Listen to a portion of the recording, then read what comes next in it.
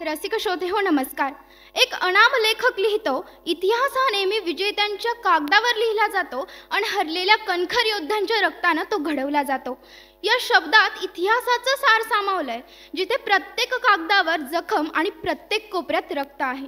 आणि त्या रक्तात मला दिसतो एकलव्याचा कापलेला अंगठा.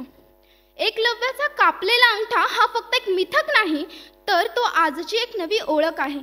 सिंधूच्या काठावर असलेला तो शूद्र राजपुत्र जो आजही प्रत्येकाच्या मनात आहे, जिथे प्रेम, जात, धर्म, अहंकार, आरक्षण आणि सत्तेच्या नावाखाली अनेक एकलव्यांचे अंगठे कापले जात आहे. मग याच जखमेवर आज फुंकर घालायची वेळ आहे आणि या व्यवस्थेला आरसा दाखवायची वेळ आहे. मग अगदी याच गोष्टीचा परामर्श घेण्यासाठी मी तुम्हासमोर उभी आहे. नमस्कार, मी कोल्हे उत्कर्षा, श्री ओंकारनाथ मालपाणी विधी महाविद्यालय संगमनेरची विद्यार्थिनी आपणासमोर विषय मांडते. एकलव्याच्या कापलेल्या अंगठ्याची जखम ताजी आहे. स्वप्नांच्या मागे फिरणारे, त्याचप्रमाणे निराशतेच्या काठेवर उभे असणारे, अहंकारापासून दूर असणारे आणि शेवटी आपले जीवन संपवणारे, या सर्वांमध्ये मला एकलव्याच्या कापलेल्या अंगठ्याची जखम दिसून येते.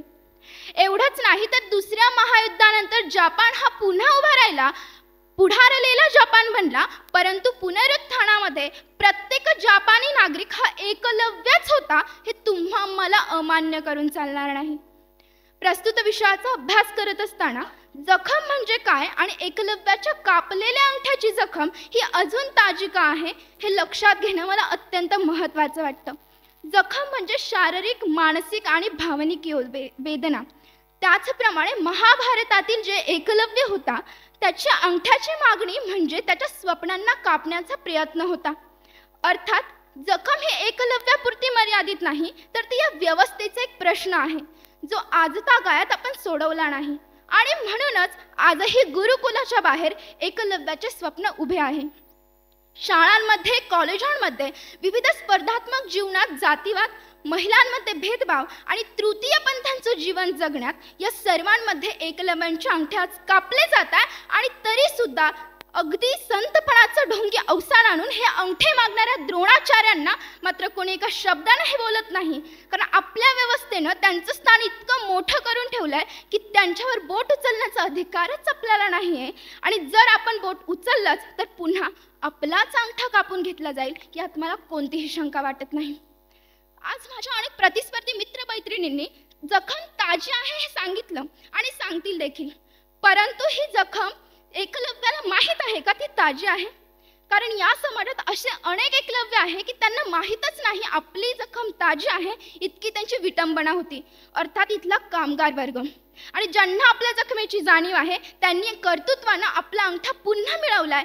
जसे जोगती, ज्यांना तृतीयपंथी म्हणून समाजानं नाकारलं, परंतु त्यांनी नृत्याच्या सहाय्यानं आपलं अस्तित्व सिद्ध केलं. APJ अब्दुल कलाम, बाबासाहेब आंबेडकर यांना उच्च शिक्षणासाठी स्वीकृती मिळाली नाही, त्यांनी आपल्या सामर्थ्याच्या बळावर या समाजामध्ये उच्च स्थान प्राप्त केलं. आणि म्हणूनच विश्राम बेडेकर त्यांच्या रणांगण या पुस्तकामध्ये असं लिहायला लागतात, एकलव्य हा कोणताही एका व्यक्तीपुरता मर्यादित नाहीये, तर तो प्रत्येकाच्या अंतःकरणामध्ये बसलेला आहे, हे आपण लक्षात घेतलं पाहिजे. इच्छाशक्तीने आपल्यातला एकलव्य जागा केला पाहिजे आणि मग स्वतःला मार्ग आपोआप सापडतो. या समाजामध्ये काही एकलव्य असे आहे की ज्यांनी अनेक एकलव्यांच्या जखमा भरून काढल्या. त्यामध्ये जर आपण बघायला गेलं ना, तर त्यामध्ये अनाथांची माय सिंधुताई सपकाळ, त्याचबरोबर कुष्ठरोग्यांचे पिता बाबा आमटे आणि IAS अभिजित बांगर, जे वंचितांचे हितचिंतक आहेत, या सर्वांनी जखम भरण्याचं काम केलं. आणि हीच जखम व्यवस्थेद्वारे, समाजाद्वारे भरली जाऊ शकत होती, परंतु ही जखम न भरण्यातच आपल्या राजकीय आणि सामाजिक आकांक्षांचं हित लपलंय.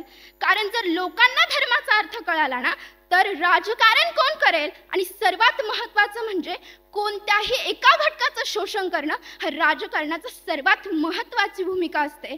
आणि म्हणूनच मला वाटतं की इथून पुढे सुद्धा ही जी एकलव्याची जखम आहे ती ताजीच राहील, किंबहुना ती ताजी राहण्यासाठी अनेक प्रयत्न केले जातील. आणि त्यावेळी त्या एकलव्यांना समजलं पाहिजे की आपल्या जखमेचं औषध या व्यवस्थेकडे नाहीये, तर आपल्या जखमेचं औषध आपल्याला शोधावं लागणार आहे. म्हणूनच जाताना इतकंच की त्या सभागृहामध्ये बसलेला प्रत्येक व्यक्ती ही जखम ताजी राहू नये यासाठी कुठेतरी भूमिका घेईल आणि ही भूमिका घेतली जावं एवढा आशावाद व्यक्त करते आणि थांबते. मनपूर्वक धन्यवाद.